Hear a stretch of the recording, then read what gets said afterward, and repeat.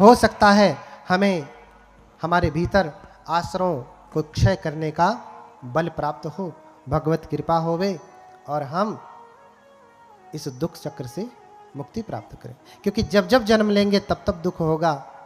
कभी अमीर होंगे, कभी गरीब होंगे, कभी छोटे होंगे, कभी बड़े होंगे। हाँ, दुख तो होना तय है। इसलिए इस चक्र से मुक्ति मिले आपको। इसलिए हम बुद्ध के पास जाते हैं तो क्या मांगते हैं? कभी आपने देखा बुद्ध के पास कोई मनौती मांगता है? भारत में, विदेश की बात नहीं कर रहा। क्यों? क्योंकि बुद्ध के पास जा रहे हैं तो क्या मांगे? राजा के पास जाएंगे तो आप क्या मांगेंगे? क्या मांगेंगे? हमको खाने के लिए भोजन नहीं है, जरा भोजन दे दीजिए। हाँ, बुद्ध के पास जा करके आप क्या मांगते हैं? ईंट पत्थर मांगते हैं, हमारा थोड़ा घर बन जाए, गाड़ी आ जाए, मोबाइल आ जाए, बेटे की नौकरी लग जाए। जितने लोगों की बेटे की नौकरी लगी, क्या वो सुखी हो गए? ऐसा नहीं कि अब नहीं नौकरी पाना है, लेकिन उद्देश्य यही ना हो। उद्देश्य इससे बड़ा है। इस जीवन को चलाने के लिए आपको गृहस्थी के कार्य करने ही हैं। इसलिए कबीर कहते हैं कि भावे वन में वास करे, भावे वन में जाए। अगर गृहस्थी है तो गृहस्थी का आप पूरी जिम्मेदारी देखें, नहीं तो वन में जाएं, बनते बने, भिक्षु बने, तपस्या करें। जो जिम्मेदारी मिली उसे ठीक से पालन करें। अगर आप गृहस्थी की जिम्मेदारी ठीक से नहीं पालन कर पा रहे तो ये तय जानिए आप बनते भी ठीक से नहीं हो पाएंगे। तो वो आड़े टेढ़े, लूले लंगले, अटके पटके जो बनते दिखते हैं ना आपको, वो कोई भगवान बुद्ध के प्रति अनुराग जग के, संवेग जग के, वैराग्य थोड़ी जगह भाग रहे हैं। क्योंकि अनुराग जगता तो भगवान के वचनों में सिद्धि प्राप्त करते, भगवान बुद्ध के वचनों का अथाह ज्ञान प्राप्त करते, जितने में होते उतने में पूर्ण होते। लेकिन ऐसा नहीं, क्योंकि भगवान के प्रति श्रद्धा, अनुकंपा, अनुराग से वो नहीं आए, अपना जीवन चलाने के लिए आए। इसलिए कहा मार्ग जीवी। ये तीसरे प्रकार के श्रमण है, मार्ग जीवी, अपना जीविका चलाने के लिए, पेट पालने के लिए। घर में रहेंगे तो आजकल लड़के बच्चे वैसे ही खाना नहीं देते। यहाँ आ गए तो भैया कुछ नहीं, उपासक वर्ग संकोच करेगा तो भोजन तो देवे करेगा, 10, 20, 100, 50, 1000, 2000 कुछ किराया भाड़ा भी देगा। क्या जाता है ना? डिस्प्ले रह गया।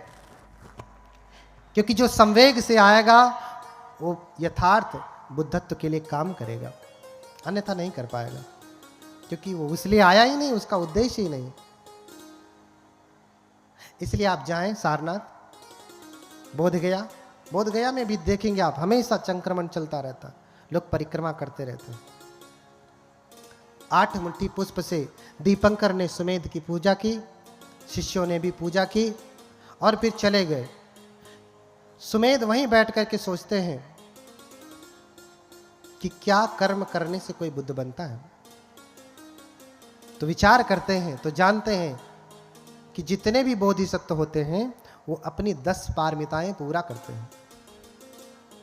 दान पारमिता, शील पारमिता, सत्य पारमिता, प्रज्ञा पारमिता। बाबा साहब की बात की जाए तो कौन सी पारमिता पूरा किया उन्होंने? अच्छा, यहां बाबा साहब को मानने वाले कितने लोग हैं? बाबा साहब ने कौन सी पारमिता पूरी की?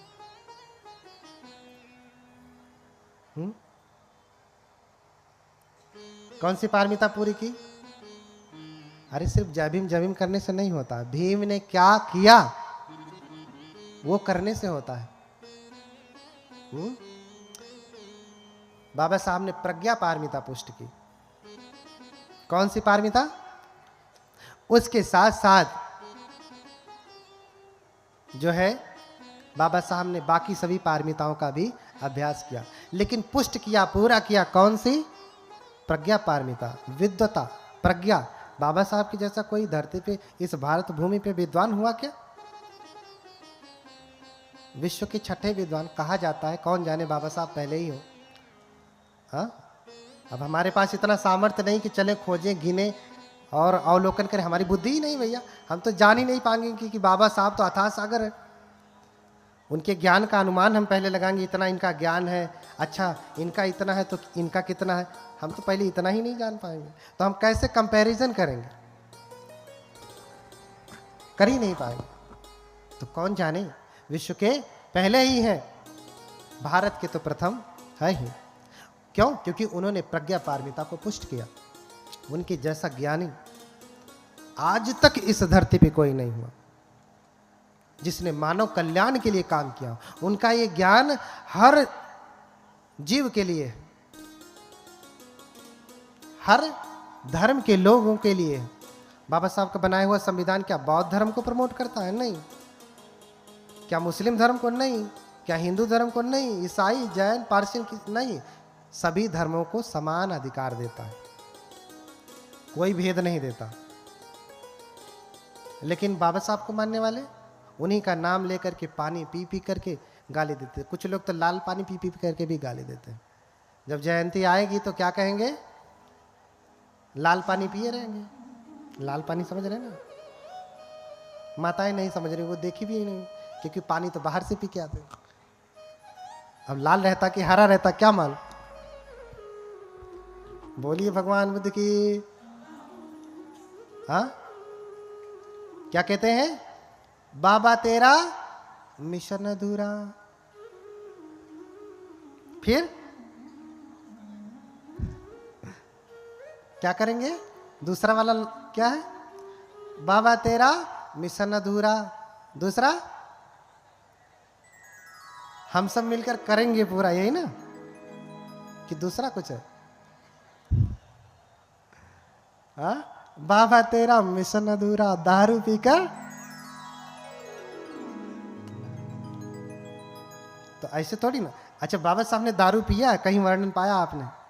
अरे बाबा साहब अमेरिका में रहे, हाँ, विदेश में रहे, पूरी पश्चिमी सभ्यता में उनका जीवन बीता, लेकिन उन्होंने शराब की एक बूंद को भी स्पर्श नहीं किया।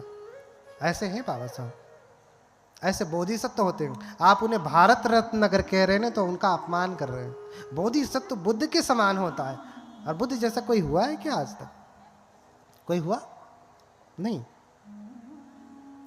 तो आप बहुत अच्छे से, लोग मुझे कहते हैं कि तो बाबा साहब को नहीं मानते। नहीं मानता हूं भैया, जैसे तुम मानते हो वैसे तो नहीं मानता। जैसे तुम मानते हो बाबा साहब को वैसे तो मैं बिल्कुल नहीं मानता। तो अगर ये कह रहे कि मैं नहीं मानता तो सच में नहीं मानता, क्योंकि मैं बाबा साहब को जैसे मानता हूं वैसे मान रहा हूं। हाँ, बाबा साहब कहते हैं शिक्षित करो, एजुकेट। हाँ, इंपरेटिव ऑप्टेटिव वर्ड है, आदेशात्मक है, निर्देशात्मक शब्द है।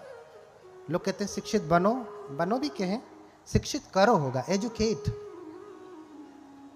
शिक्षित करो, शिक्षित बनो। तो भैया शिक्षा के ऊपर जोर दें। मैं पहले ज्ञान अर्जन करें, जो आपका क्षेत्र है उस क्षेत्र में आप महारत हासिल करें। आप हिंदी के प्रोफेसर हैं तो हैं, आप हिंदी के ज्ञाता हैं। मैं हिंदी में आपसे तर्क वितर्क करने नहीं आता, लेकिन आप बुद्ध के बारे में कहेंगे कि बुद्ध ऐसे नहीं वैसे। अच्छा, लोग कहते हैं भगवान बुद्ध का धर्म वैज्ञानिक है। क्या कहते हैं? है कि नहीं? जरा हाय वाले हाथ उठाएं। उत्तर भी आप वही को देना है। भगवान बुद्ध का धर्म क्या है? वैज्ञानिक है ना? यानी जो विज्ञान है वो भगवान बुद्ध का धर्म है, यही ना? वैज्ञानिक है तो हम समझे कि जो विज्ञान है वो भगवान बुद्ध का धर्म है। ये क्या है? ये विज्ञान ही है ना? विज्ञान किसे कहते हैं?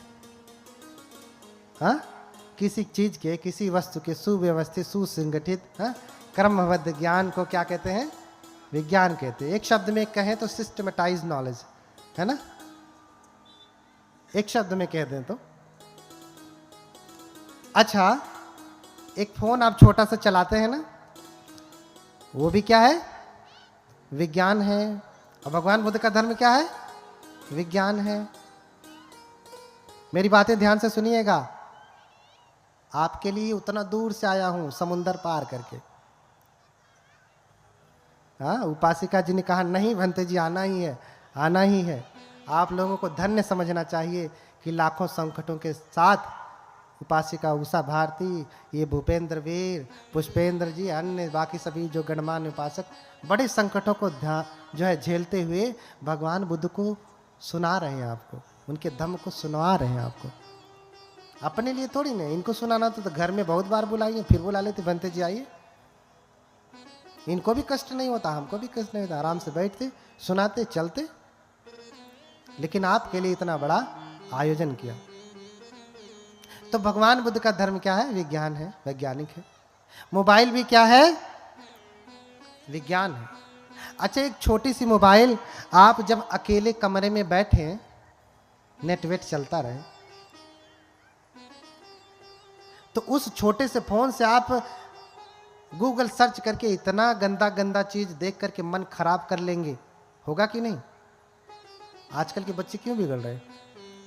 क्योंकि आपने उनको क्या दे रखा है? मोबाइल। और मोबाइल में क्या है? गूगल। मन खराब कर लेंगे आप। आधे घंटे में आप इतनी बुरी बुरी चीजों को देख करके आप अपने मन को इतना अपवित्र और वासना से भर लेंगे। क्या भगवान बुद्ध के धर्म को भी ले करके, धारण करके आधे घंटे आप कमरे में बैठेंगे तो मन अपवित्र हो जाएगा? तो भगवान बुद्ध का धर्म वैज्ञानिक है नहीं। जो विज्ञान है वो भगवान बुद्ध का धर्म नहीं, उससे परे। विज्ञान तो बहुत ऐसा कह कर क्या, जैसे मैंने कहा बाबा साहब को अगर आप भारत रत्न कह दे रहे हैं तो बाबा साहब को आप ऐसा कर दे रहे हैं, ऐसा ऐसे करके देख रहे हैं। कैसे? अरे ऐसे में तो पूरी पृथ्वी को देख लेंगे तो छोटी नजर आएगी। आप बाबा साहब को कैसे देखते हैं? हाँ, ऐसे वहां खड़े हो जाए, पूरे मऊ को देख लेंगे आप ऐसे आंखें बंद कर। हाँ, तो जो विज्ञान है वो भगवान बुद्ध का धर्म नहीं है। हाँ, भगवान बुद्ध के जो वचन है किन्हीं किन्हीं वैज्ञानिक चीजों के ऊपर खरा उतरती है, लेकिन जो विज्ञान है वो भगवान बुद्ध का धर्म नहीं है। अच्छा, अगर आप ये कह रहे हैं कि भगवान बुद्ध का धर्म वैज्ञानिक है, तो मुझे आप बताएं कि कौन से विज्ञान के अनुसार है? वैज्ञानिक वाले हाथ उठाएं, वैज्ञानिक वाले हाथ उठाएं। भगवान बुद्ध का धर्म वैज्ञानिक, तो बताएं कि कौन से विज्ञान के अनुसार भगवान बुद्ध का धर्म वैज्ञानिक है? जीव विज्ञान, रसायन विज्ञान, भौतिक विज्ञान, हाँ, सामाजिक विज्ञान, हाँ, भूगर्भ विज्ञान, कीरो विज्ञान, हस्तरेखा विज्ञान, ज्योतिष विज्ञान, भूत विज्ञान। ये तो भूत विद्या अभी पढ़ाई जाने लगी, बनारस हिंदू यूनिवर्सिटी में पीएचडी तक होगी। बताओ कौन से विज्ञान के अनुसार? तर्क वितर्क से तो भाई न्यायालय में सच्चा झूठा हो जाता, झूठा सच्चा हो जाता। हाँ, कौन से विज्ञान के अनुसार? नहीं। अगर आप ये कह रहे हैं, बात सही है लेकिन आप जानते नहीं। बात सही है लेकिन आप जानते नहीं कि कौन से विज्ञान के अनुसार भगवान बुद्ध का धर्म वैज्ञानिक है। कहीं से सुन लिया भगवान बुद्ध का धर्म वैज्ञानिक है? हाँ, अच्छा, ये भी मानते हैं कि भगवान बुद्ध के वचन जो है वो वैज्ञानिक है और हम इसे विज्ञान की कसौटी पे ही कस करके मानेंगे, विज्ञान की कसौटी पे कस के मानेंगे। अच्छा, विज्ञान की देख क्या है? बंदूक है, AK-47 राइफल, बहुत कुछ है। उस पे जरा हम भगवान बुद्ध का धर्म फिट करके बताओ मुझे। चाकू है, उससे जरा भगवान बुद्ध का धर्म फिट करके बताइए। बम है, विज्ञान है ना? बताओ कौन सा भगवान बुद्ध का सूत्र के अनुसार ये बम फिट बैठ रहा? नहीं ना? और दूसरी बात, वो व्यक्ति ये कहता है कि अरे मैं तो भगवान बुद्ध के वचनों को विज्ञान की कसौटी पे कसके ही मानता हूं। कौन कहता है ये? हिंदी पढ़ाने वाला व्यक्ति कहता है, गणित पढ़ाने वाला व्यक्ति ये कहता है। हाँ, ये कहता है कि मैं भगवान के वचनों को, अरे कम से कम कोई केमिस्ट्री फिजिक्स पढ़ाने वाला कहे तो कुछ बात भी समझ में आती है। हिंदी पढ़ाने वाले कहता है कि मैं, तुम विज्ञान जानते कितना हो? जो कस करके कसौटी पे तो मानोगे। जानते हैं कितना? कितने लोग विज्ञान जानते हैं? अच्छा बताएं, विज्ञान की शाखाएं कितनी होती हैं? पता है? हाँ, कितनी है?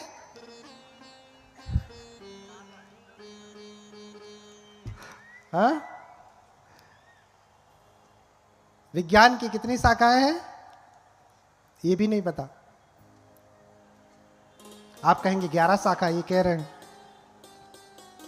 तो बताओ ज्योतिष कौन से अंतर्गत है? वो भी तो विज्ञान है। ज्योतिष विज्ञान, हस्तरेखा विज्ञान है ना, एस्ट्रोलॉजी, वो भी विज्ञान है। और उसे भारत के विश्वविद्यालयों में पढ़ाया जा सकता है। आप उसे नकार नहीं सकते, नहीं नकार सकते। हा? पहली बात तो समझें, लोग कहते हैं कि भगवान के वचनों को मैं कस करके मानूंगा। बुद्ध कहते हैं कि तापात छेदात निक्रमात सुवर्णमिव पंडित परीक्ष भिक्षवो ग्राह्यम मदवचो न तु ग्राह्यम गौरवात। क्या कह रहे हो? मेरे वचनों का परीक्षण करके मानना है। अच्छा, ज्ञानी जन बार बार कहते हैं कि भगवान बुद्ध कलाम सूत्र में कहते हैं ये, भगवान बुद्ध केसमुत्ति सूत्र में कहते हैं ये। अच्छा, कलाम सूत्र में भगवान ने यही कहा है ना कि मैं किसी भी बात को तर्क की कसौटी पे कस के मानूंगा? हाथ उठाएं। यही कहा ना? जरा इस बात को अनुमोदन करने वाले हाथ उठाएं। कलाम सूत्र में भगवान ने यही कहा ना कि मैं तर्क की कसौटी पे कस के मानूंगा? हाथ उठाएं। नहीं कहा है? कहा है? नहीं कहा है। तर्क शब्द कहीं भगवान ने इस्तेमाल नहीं किया। बात तार्किक हो लेकिन अच्छा आप बताओ, अभी मैंने जल का उदाहरण दिया। जल का सूत्र क्या है? H2O। आपके पास प्रयोगशाला नहीं है ना इस समय, तर्क तो है ना? जरा तर्क करो, पानी बना के दिखाओ। एक गिलास दो भैया, तर्क करे, जरा पानी बना के दिखाओ। गिलास पकड़ा दिया जाए। कौन कौन तर्क से मानने वाले हैं? एक गिलास पानी तर्क से बना सकते हैं आप। H2O सूत्र तो जान गए, अब तर्क करिए और तर्क से बना के दिखाइए मुझे एक गिलास पानी। पानी कब बनेगा? इसका मतलब ये नहीं कि H2O का मतलब पानी नहीं होता या सूत्र गलत है, नहीं, बनेगा। लेकिन कैसे बनेगा? प्रयोग करने पे, प्रैक्टिकल करने पे। समझ रहे ना? ऐसे ही भगवान बुद्ध कह रहे हैं कि तापात छेदात निक्रमात सुवर्णमिव पंडित परीक्ष भिक्षवो ग्राह्यम। क्या कहा? परीक्षण करके, तर्क करके नहीं कहा। क्योंकि जब ज्ञान ही प्राप्त होता है उनको, तो कहते हैं कि अधिगतो म्यायं धम्मो गंभीरो दुर्दशो दुरानुबोधो संतो पणितो अतक कावचरो निपुणो पंडित वेदनियो। क्या कहते हैं? कि जो मैंने ज्ञान प्राप्त किया वो कैसा ज्ञान है? गंभीर, दुर्दशो दुर्दर्श, दुरानुबोधो, इतनी आसानी से बोध में आने वाला नहीं। संतो, शांति को देने वाला, प्रणीतो, प्रणीत है। और फिर क्या कहा? अतक कावचरो, महावज्ञ पाली में है, आप पढ़ लीजिएगा, त्रिपिटक का ही। ये तर्क के परे है, परीक्षण से ही। कलाम सूत्र में भी भगवान ने कहा, केसमुत्ति सूत्र उसका नाम है, कि किसी बात को परीक्षण करके मानो, अगर परीक्षण पे खरा उतरता है तो मानो। एक बात ये, मेरा प्रसंग दूसरा है, अब आ गया तो कह दे रहा हूं। पहली बात बुद्ध ने कहा कि किसी चीज को परीक्षण करके मानना है। दूसरी बात, परीक्षण करेगा कौन? वो लड़का जो खेल रहा है उसको कहा जाए चल बाबू लेबोरेटरी में चलो और जरा पानी बनाओ, ये H2 है, ये वो है, हाइड्रोजन का 2 अणु है, ये ऑक्सीजन का, लो बाबू जरा पानी बनाओ, बना लेगा? हाँ? कोई अबोध, कोई बाल बुद्धि का वो भी परीक्षण नहीं कर सकता, प्रयोग नहीं कर सकता। प्रयोग करने के लिए भी कैसा होना पड़ेगा उसको? पहली बात तो बुद्ध के वचनों को परीक्षण कर। बीच बीच में मत काटिए। परीक्षण करके मानना है। दूसरी बात, परीक्षण करने वाला भी उस योग्य होना चाहिए। हिंदी पढ़ाने वाला परीक्षण नहीं कर पाएगा जब तक वो विज्ञान पढ़ेगा नहीं। अब इस बात को मैं क्यों कह रहा हूं? क्योंकि आज हर चट्टी चौराहे पे, घर घर में, गली गली में, हर घर में बाबा साहब पैदा हो गए। उनसे भी ज्ञानी, वो हर बात में तर्क वितर्क। भैया तुम तर्क वितर्क करके ये सिद्ध कर सकते हो कि तुम अपने पिता के बेटे हो? कर सकते हैं? तर्क करके सिद्ध कर सकते हैं कि आप अपने पिता की सही औलाद हैं? एक बात, परीक्षण करके मानना है, परीक्षण करने वाला योग्य होना चाहिए। इसके बाद भी परीक्षण पे भी भरोसा ही किया जाता है। अंततः क्या आ रहा है? भरोसा। अब मैं कहूं कि आप अपने पिता के बेटे हैं, इसका क्या प्रमाण है आपके पास? तर्क से तो पहली बात आप सिद्ध नहीं कर पाएंगे, जो गली गली में करते बैठते हैं लोग। और अगर परीक्षण से आप करना चाहेंगे तो भाई ज्ञानी है, कहेंगे डीएनए टेस्ट करा लो, नहीं भरोसा है तो डीएनए टेस्ट कराने जाएंगे तो किसके पास जाएंगे? आप तो करेंगे नहीं, डॉक्टर लिखेगा, उसकी पर्ची पे भी आपको क्या करना पड़ेगा? भरोसा करना पड़ेगा कि इसने सही किया। फिर जाएंगे जो टेक्नीशियन है, लैब टेक्नीशियन, वो भी क्या करेगा? टेस्ट करेगा। उस टेक्नीशियन पे भी भरोसा करने पड़ेगा कि नहीं, इसने सही से पढ़ाई करके जो है इस पद पे ये आसीन हुआ है, ये जो टेस्ट करेगा सही करेगा। जो मशीन वो उपयोग करेगा उस पे भी आपको भरोसा ही करने पड़ेगा। अंततः जो रिपोर्ट आई उस पे भी आपको भरोसा ही करना पड़ेगा कि ये रिपोर्ट सही है। चुनाव का हाल देख ही लीजिए आप, रिपोर्ट ही सही माना गया ना, भरोसा ही किया गया ना, गलत हो चाहे सही। अंततः बात कहां आई? बात कहां आती है? भरोसे पे। आपको अंततः कहीं ना कहीं जाकर के क्या करना पड़ता है? विश्वास करना ही पड़ता है। समझ रहे ना? भगवान बुद्ध का धर्म बहुत गंभीर है, तो ज्यादा वैज्ञानिक ना बनिए, ज्यादा वैज्ञानिक ना बनिए। अगर वैज्ञानिक बनना है तो कौन से विज्ञान के अनुसार आप सिद्ध करेंगे ये भी मुझे बता दीजिएगा, मैं भी थोड़ा पढ़ लूंगा, फिर आपसे तर्क वितर्क करूंगा। अब बताता हूं कि भगवान बुद्ध का धर्म वैज्ञानिक है। अभी खंडन किया, अभी मंडन करता हूं। भगवान बुद्ध का धर्म वैज्ञानिक है। अच्छा, मैं बार बार धर्म भी कह रहा हूं, धर्म। गुस्सा नहीं लग रहा है? कहीं दूसरे धर्म को तो नहीं बता रहा हूं? हाँ भैया, धम्म शब्द पाली में है, धर्म हिंदी में है। बाबा साहब ने धम्म और धर्म में अंतर किया, ये भी मैं जानता हूं, क्योंकि द बुद्धा इन धम्मा उसको मैं 26 बार पढ़ा हूं, एक एक शब्द मुझे कंठाग्र है। बाबा साहब ने जिसके लिए लिखा है, ऐसे लोगों के लिए लिखा है कि जिन्होंने कभी पाठशाला का मुंह भी नहीं देखा है। वो जो 10 लाख लोग या 6 लाख लोग हैं, क्या वो सब पढ़े लिखे थे? 6 लाख लोगों में 10,000 मुश्किल से पढ़े लिखे रहे होंगे, मुश्किल से। और उसमें उच्च डिग्रीधारी तो कम में लोग रहे होंगे, गणना में।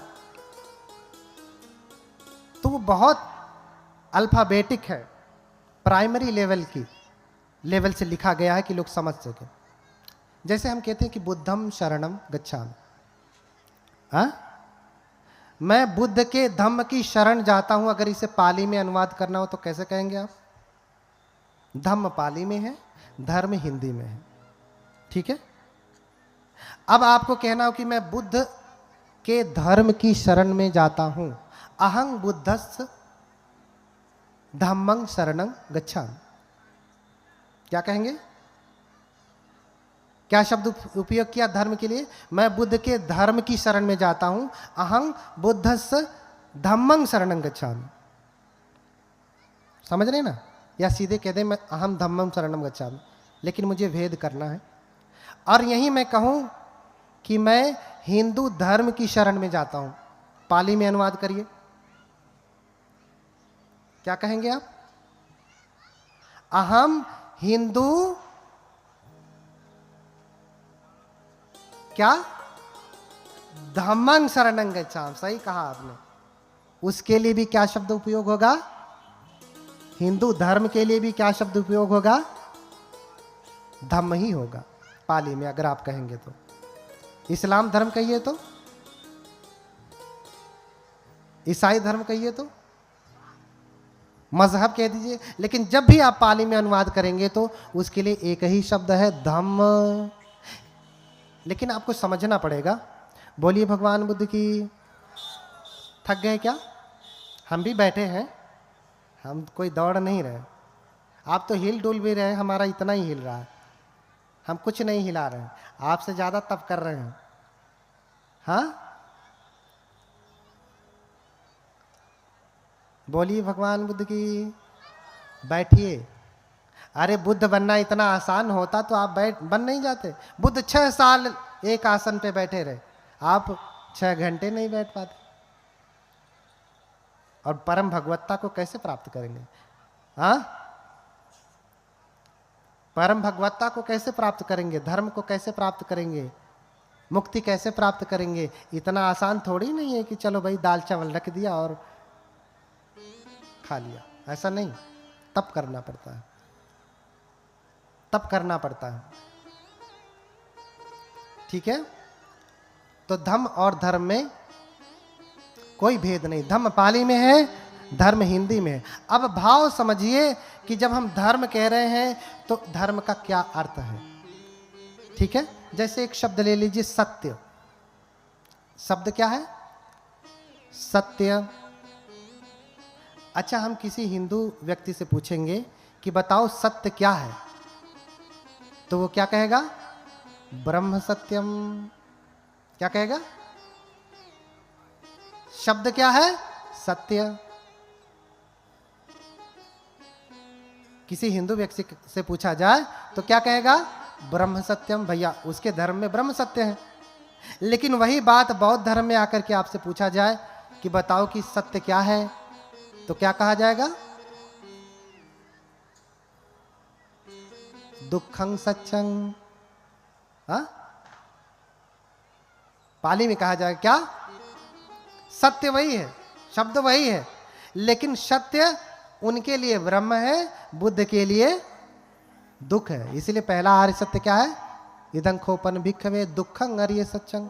जाति पि दुखा, जरा पि दुखा, व्याधि पि दुखा, मरणम पि दुखं। हाँ, अपिये ही संपयोगो दुखो, पिये ही विपयोगो दुखो, यम पिच्छं न लभति तम पि दुखं, संकितेन पंच उपादान खंधा दुखा। ये सब कुछ सत्य है। बुद्ध ने क्या कहा? दुख सत्य है। इसलिए शब्द को लेकर के लड़ाई मत करिए, शब्द को लेकर के लड़ाई मत करिए, दर्शन को लेकर लड़ाई करिए कि हमारे में इसका क्या अर्थ है, हमारे धर्म में इसका क्या अर्थ है। बात बहुत दूर तक चली गई, बहुत सारी बात है कहने के लिए, आगे कहता रहूंगा, प्रसंगवश आ गई है। बोलिए भगवान बुद्ध की। तो 3 चीजें मैंने कहा। भगवान बुद्ध का धर्म तर्क की कसौटी पे नहीं, परीक्षण पे कसा जाता है। परीक्षण को कसने वाला भी योग्य होना चाहिए, और वो परीक्षण पे भी अंततः क्या करना पड़ता है? आंखें बंद करके मानना ही पड़ता है। अंततः क्या आता है? भरोसा ही आता है। लेकिन वो भरोसा परीक्षण की प्रक्रिया से गुजरता है, ऐसे ही नहीं। कैसे? परीक्षण की प्रक्रिया से गुजरता है। ऐसे ही आंखें बंद करके नहीं माना। तो सुमेध ने अपने समस्त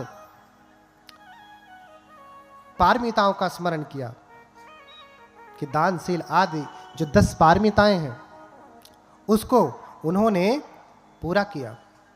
और पारमिता पूरा करने के लिए एक ही जन्म पर्याप्त नहीं होते।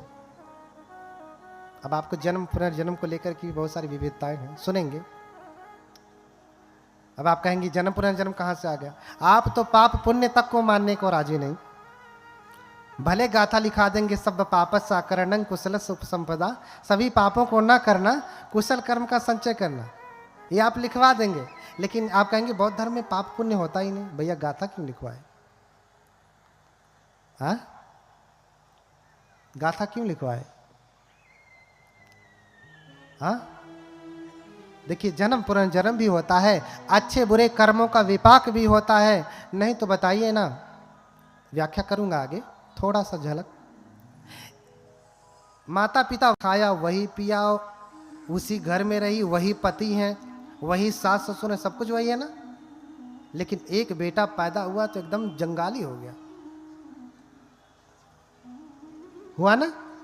दूसरे बेटे के समय भी माता वही है, पिता वही है, वही घर है, वही सास ससुर है, वही भोजन है, दाल चावल, हाँ, सब्जी रोटी या जो कुछ भी।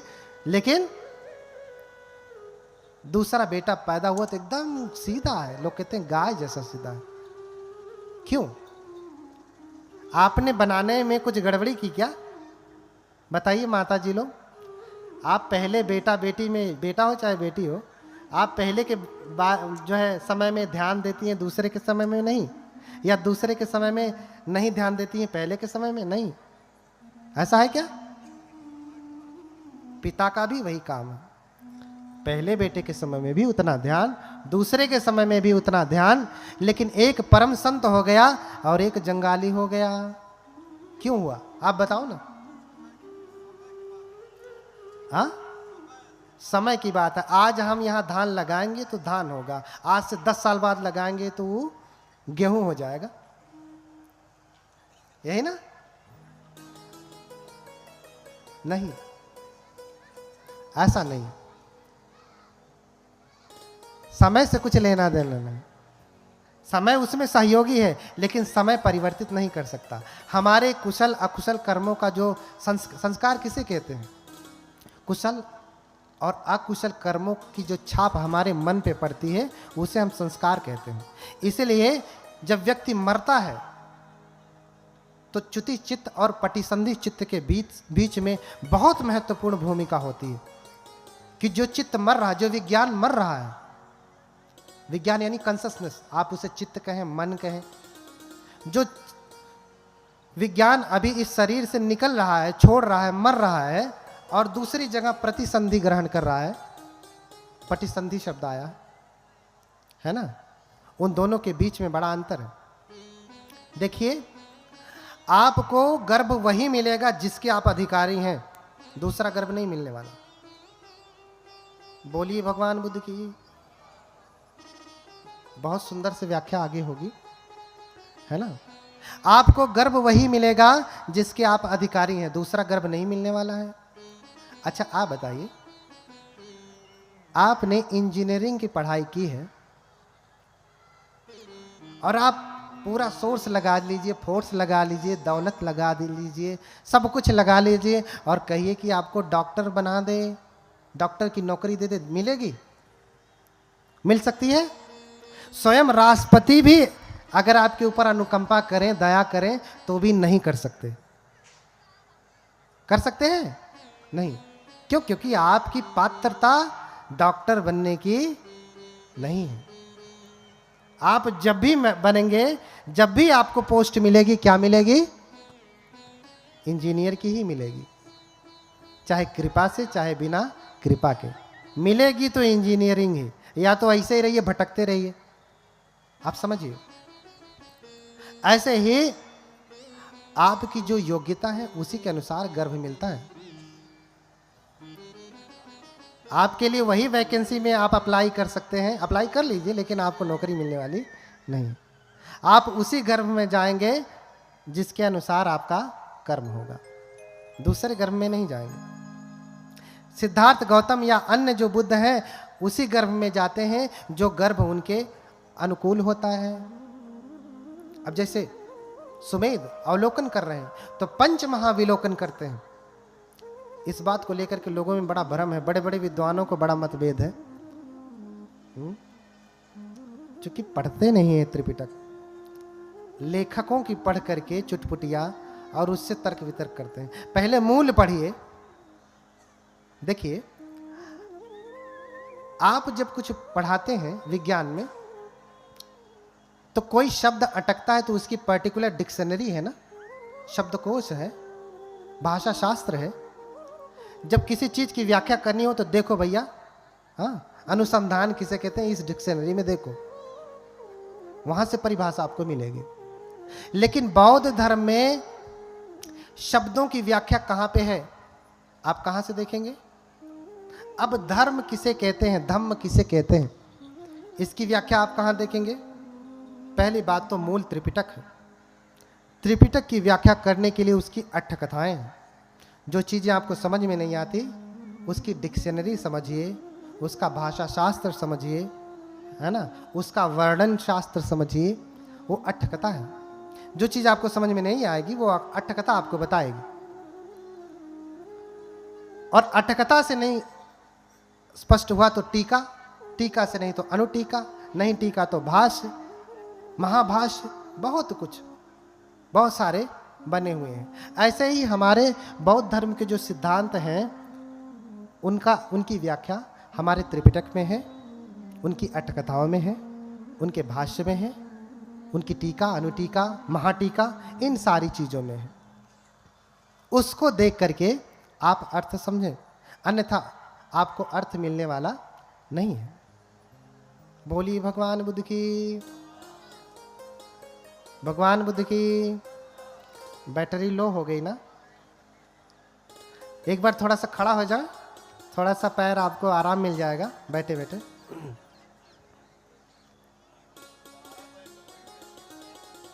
अच्छा, पीछे से भागने के लिए नहीं कहा है, हाँ? पीछे से भागना नहीं है, थोड़ा कूद लीजिए, हाथ पांव सीधा कर लीजिए तो थोड़ा आराम आ जाए।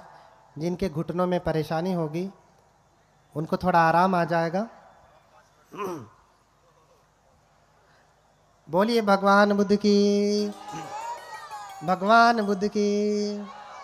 मेरे साथ साथ दोहरा, करुणा गुणगं, करुणा गुणगं, पञ्ञापदीप, पय्यापदीप, जलितो जलन्तं, जलितो जलन्तं, वन्दामि बुद्धं, वन्दामि बुद्धं, भवपारतीर्णं, भवपारतीर्णं, वन्दामि बुद्धं, वन्दामि बुद्धं, भवपारतीर्णं, भवपारतीर्णं, वन्दामि बुद्धं, वन्दामि बुद्धं, भवपारतीर्णं, भवपारतीर्णं, तुवं बुद्धो, तुवं बुद्धो, तुवं सत्था, तुवं सत्था, तुवं मारा विभूमुनि, तुवं मारा विभूमुनि, तुवं अनुसये छेत्वा, तुवं अनुसेच्छत्वा, तीर्णो तारे सिमं पजं, तुन्नो तारे सिमं पजं, नमस्तु अभय ददा अनुत्तरा, नमस्तु अभयददाय अनुत्तराय, नमस्तु परहित सत्वबन्धवा, नमस्तु परहित सत्वबन्धवा, वन्दे नाथं, वन्दे नाथं, अतिकारुणिकं, अधिकारुणिकं, वन्दे बुद्धं, वन्दे बुद्धं, चतुरार्जितं, चतुरार्जितं, वन्दे देवं, वन्दे देवं, लक्षणपुण्यं, तिलक्षणपुण्यं, वन्दे देवं, वन्दे देवं, वरधर्मतनुं, वरधर्मतनुं, इमिना इमिना सक्कारेण, सक्कारेण, बुद्धं, बुद्धं, अभिपूजयाम, अभिपूजया, इमिना इमिना सक्कारेण, सक्कारेण, धम्मं,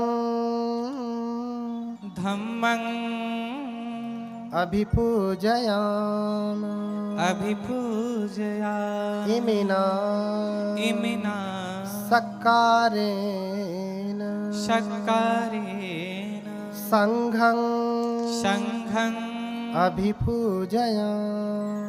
अभिपूजया। बोलिए भगवान बुद्ध की करुणा हो, बोलिए भगवान बुद्ध की करुणा हो, बोलिए भगवान बुद्ध की। करुणा हो। थोड़ा आराम आया? नहीं आया? तो बैठ जाए।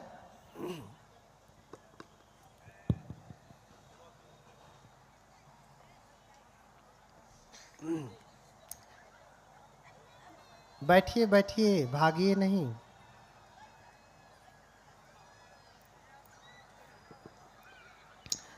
बैठ जाइए। बोलिए भगवान बुद्ध की। बैठ जाइए। थोड़ा सा और रुकें, कुछ ही समय में समापन किया जाएगा, इसलिए पूरा सुन के जाएं।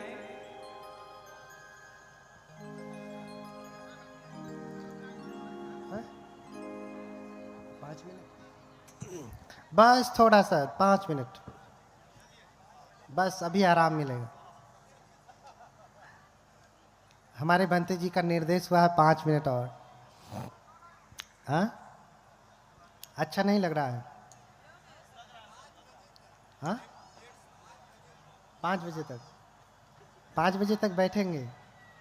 हम तो सुबह के 5 बजे तक बोलते रहेंगे, हमको नहीं कोई दिक्कत है। आप सुनने को राजी हो और हम ऐसे बैठे रहेंगे 5 बजे तक, आपको खड़ा बैठा देंगे, बस सुनने को राजी होइए।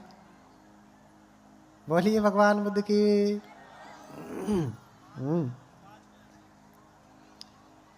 5 बज जाए तो बता देना। हाँ, तो जो है पंच महाविलोकन करते हैं कि मेरी माता कौन होगी, मेरे पिता कौन होंगे, मैं कहाँ पे जन्म लूँगा, क्षेत्र क्या होगा। इन सारे विलोकनों को बोधिसत्व देखते हैं और इसे विलोकन कहा क्योंकि पहले ही देखते हैं। महाविलोकन कहा, बहुत पहले ही देखते हैं।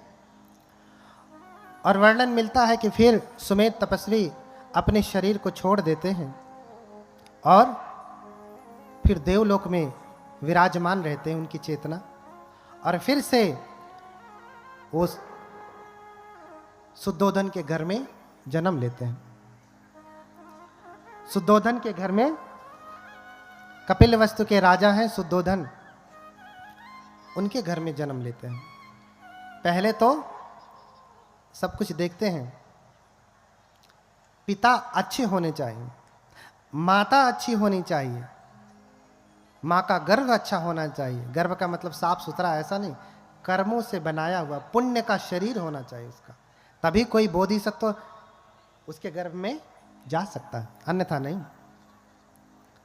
किसी बुरे कर्म करने वाले व्यक्ति के घर में बुद्ध जन्म नहीं लेते, किसी हीन व्यक्ति के यहाँ बुद्ध जन्म नहीं लेते। क्यों?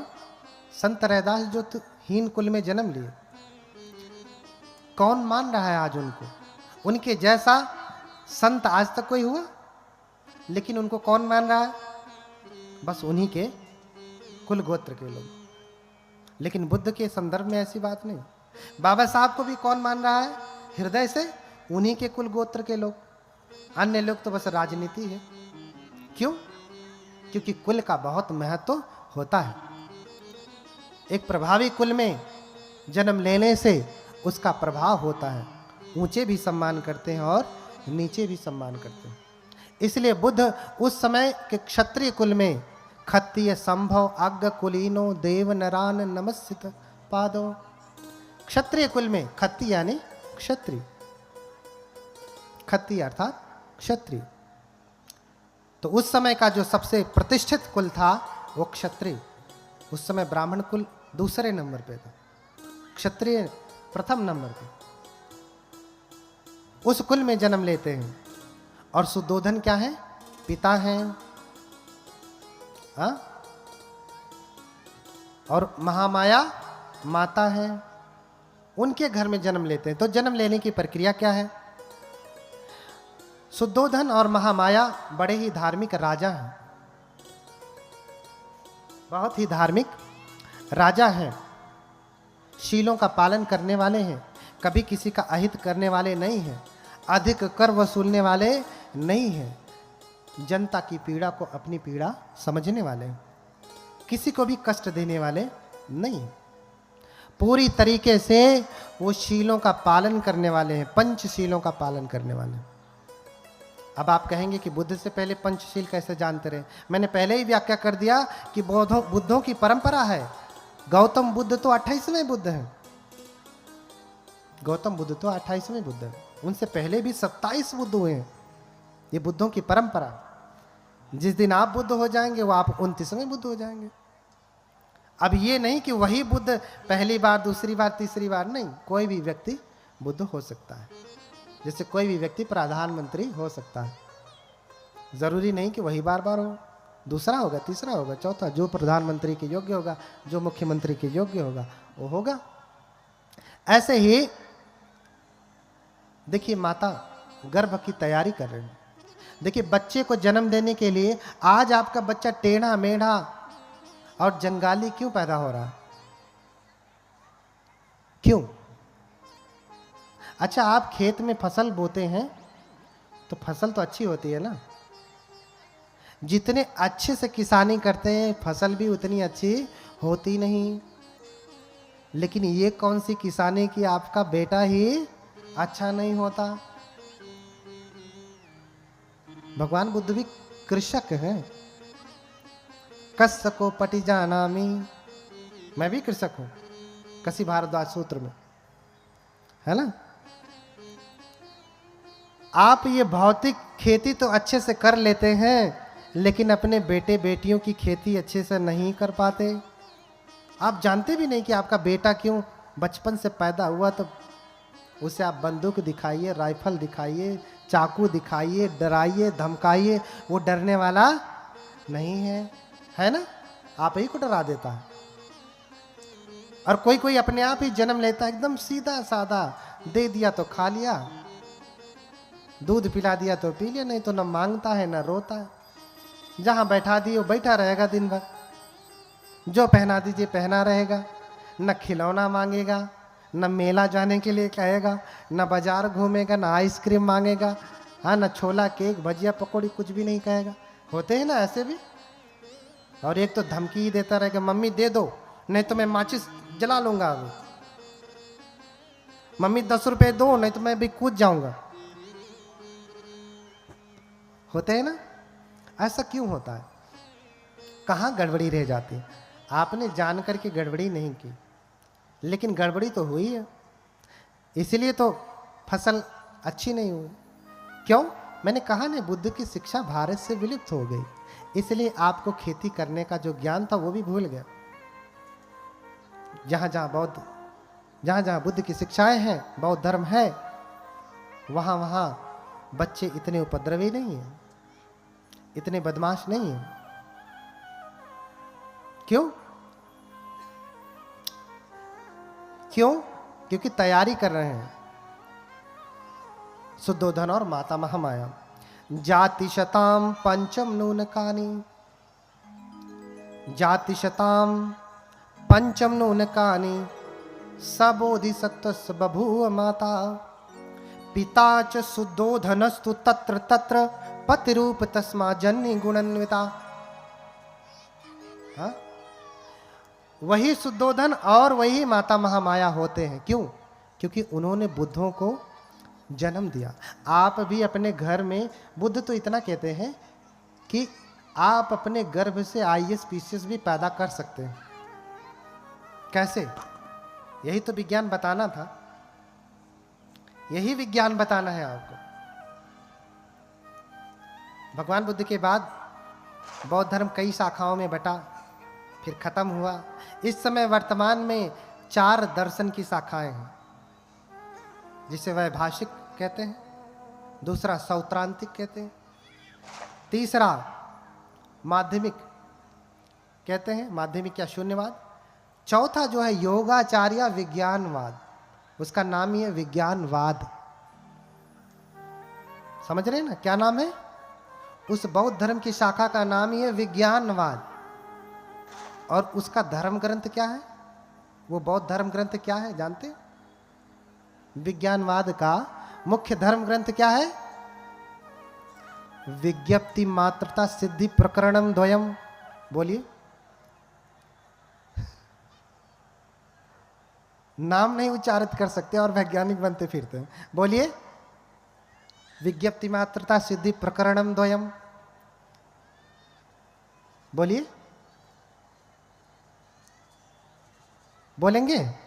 चलिए बोलिए, विज्ञप्ति मात्रता सिद्धि प्रकरणम द्वयम। कठिन है ना? तो जिसका नाम इतना कठिन, वो विज्ञान कितना कठिन, उसे समझना कितना कठिन। ऐसे गाय चराते भैंस चराते सीख लिया जाए तो भैया बुद्ध नहीं हो जाएंगे। सीखेंगे, लेकिन उसका एक क्रम है, उसका एक क्रम है। ठीक है? तो ये तैयारी कर रहे हैं क्या? क्या देखते हैं कि माता महामाया शीलवती हैं, सुदोधन भी शीलवती हैं, शीलवान है, और बहुत दिनों से उनकी कामना है कि कोई पुत्र होवे। बूढ़े होने को आए, अभी कोई बच्चा नहीं हुआ। जानते हैं, कहते हैं सब्र का फल मीठा होता है।